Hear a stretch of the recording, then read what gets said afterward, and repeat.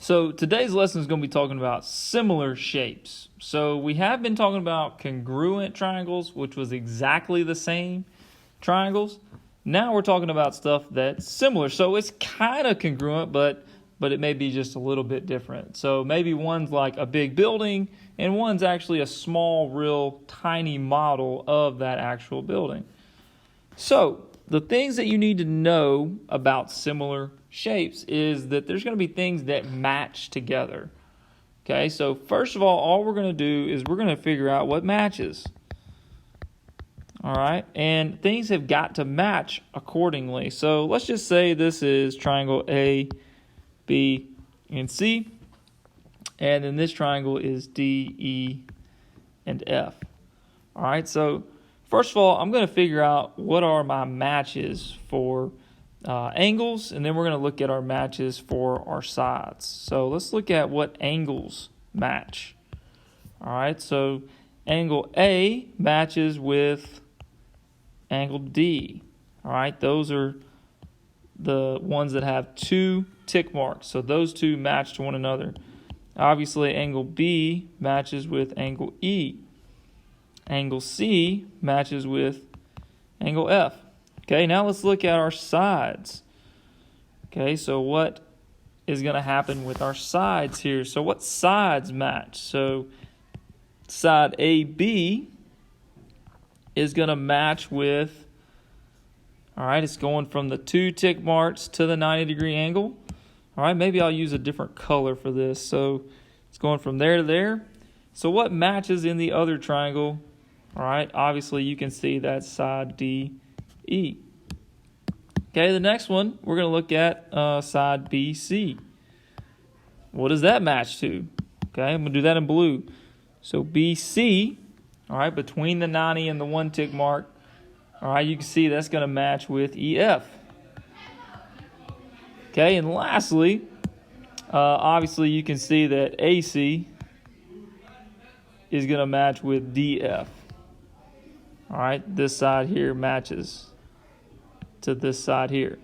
Okay, so I'm able to figure out what matches, kind of what goes with one another, and we're able to do some things. For something to be similar, all right, for shapes to have similarity is what we call it. All right, similarity, if I sound it out.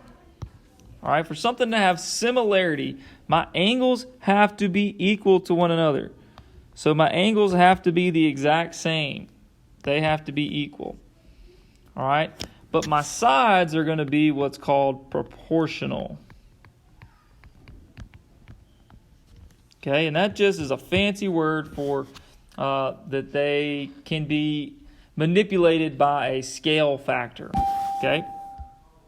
So I'm going to show you what I mean by a scale factor. So let's say these are similar. All right, these shapes are similar. Okay, and I've got this triangle here and another triangle here. Okay, so I've got these. Well, the first thing I notice is they do have angles that are the exact same.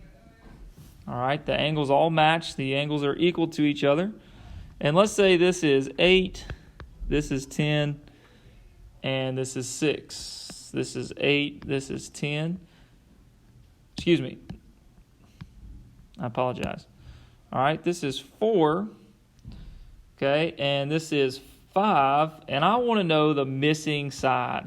Okay, I want to know this missing side distance right here. All right, so what I'm going to do is I'm going to make proportions based off of what matches with things in the other triangle. Okay, and well, you can probably tell me already, this one is twice, all right, 2 times as big as the other one because 4 times 2 gives you 8, 5 times 2 gives me 10, all right, so this times 2 should give me 6. So you probably intuitively you can all figure out that that is going to be 3. All right, and that's exactly correct. But when these things get into more complicated things like x plus 7 or whatever, we may need a different strategy to set these up. So one strategy is called making a proportion. All right, so I'm going to show you how to make a proportion and how to solve that proportion. All right, so the very first thing is making that actual proportion. So what I'm going to do is I'm going to say, okay, 4 over 8, it should be the same as my blank, my question mark, over 6, because the question mark matches with 6. You could have said 5 over 10 equals my blank. I'm just going to say x over 6. Okay, you could have said the opposite. You could have said 8 over 4 equals 6 over x. All right, we could have done a number of things as long as things match with each other. All right, the big match on top, big match on top. Here the little match was on top with 4 over 8 and blank over 6.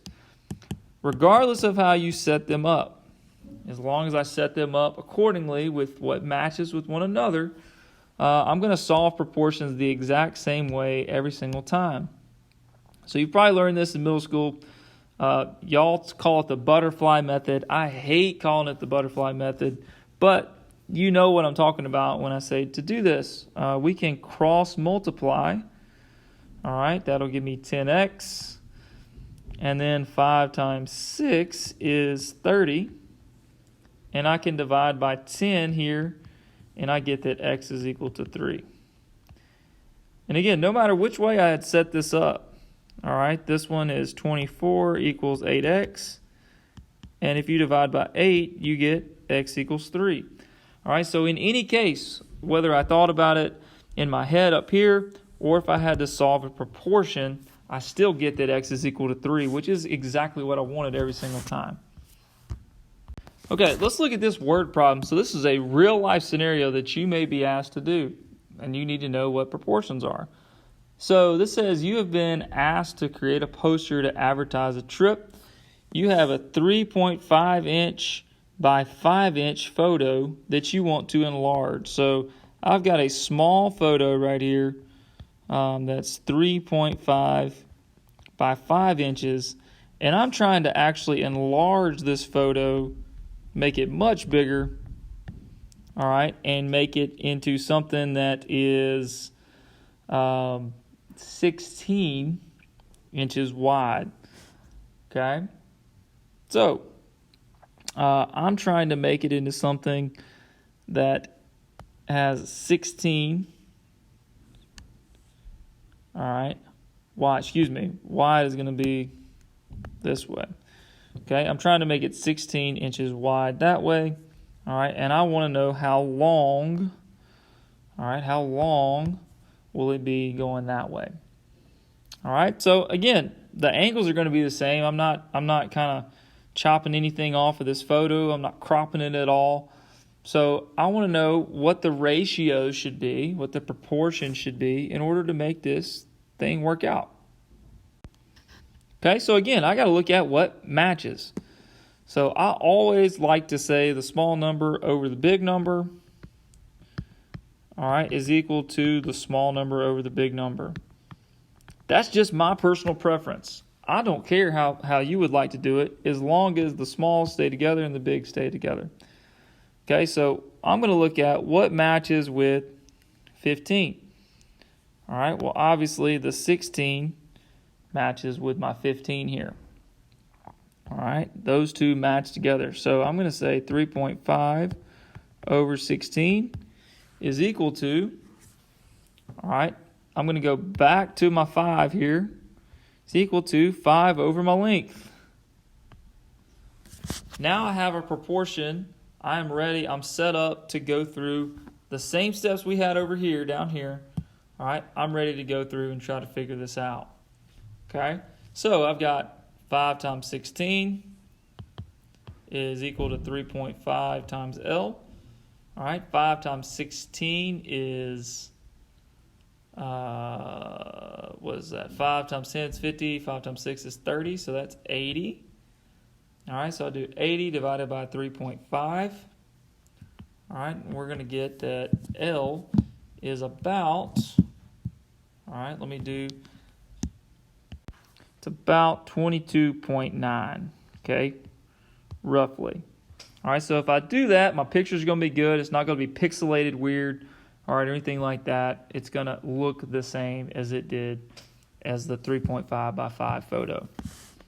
Okay, one more example we're going to look at, and then I'm going to cut you guys loose to do some problems. Okay, so this type of question asks us to determine if they are similar or not. So here they don't have a missing value. We're actually trying to see if the sides are actually proportional. Okay, so again, we're trying to find what matches up with each other. All right, so my long side here, 15. What is the long side in the other one? All right, 15 and 10 match to each other. So I'm going to say 10 over 15. You could say 15 over 10, doesn't matter. All right, that should equal, all right, 3 over 8. So 3 over 8. If I set it up with big over small, it'd be 8 over 3. So again, let's do our cross multiplying here and see if these things are actually equal to each other. So 3 times 15 is 45.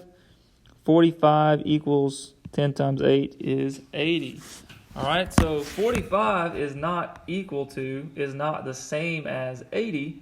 So these things are not proportional, all right, which means they are not similar to one another. Their sides are not proportional. Okay, so they're not similar because my sides are not proportional.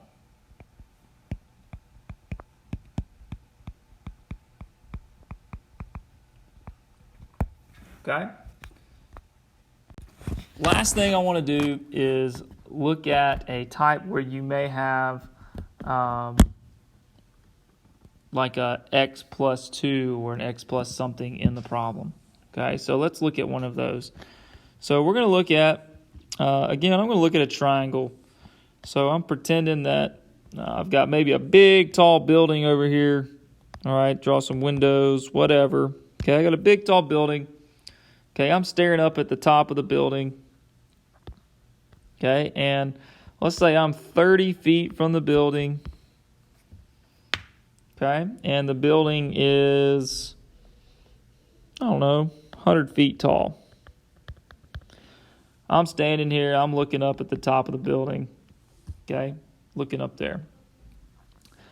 Now, over here, I've got a very small model of the situation going on. Okay, so I've got a little small building, all right, and a little figurine, maybe a little Lego man out here that's trying to represent this situation to scale. Okay, so let's say that this is 20, and I want to know how far to put the little Lego man. All right, how far away do I put him? Okay, and let's just say that this is x plus 2 distance away. All right, that's what they give you in your problem. Okay, so let's try to do this. The first thing I'm going to do is I'm going to forget about x plus 2. I'm going to put that up here. All right, I'm going to forget about it though for a second. I'm going to pretend like we're just looking for this missing value here. Okay, so I'm going to set my problem up. 20 matches with 100. So 20 over 100 is equal to something out of 30 because these two match with one another. Okay, again, I'm going to do my cross multiplying. 100 times my something is equal to 20 times 30, which is going to be not 500. All right, 2 times 3 is 600. Okay, so now we're ready to divide. All right, to undo my division of 100, I'm going to divide by 100. Okay, so obviously 600 divided by 100, I get that my blank here, big space, is going to be equal to 6. So that's a really simple thing for us to do. All right, I'm going to plug back in my x plus 2 in this blank. X plus 2 is equal to 6. So what plus 2 is equal to 6? You see that x here is equal to 4. This is something that is proportional and is similar.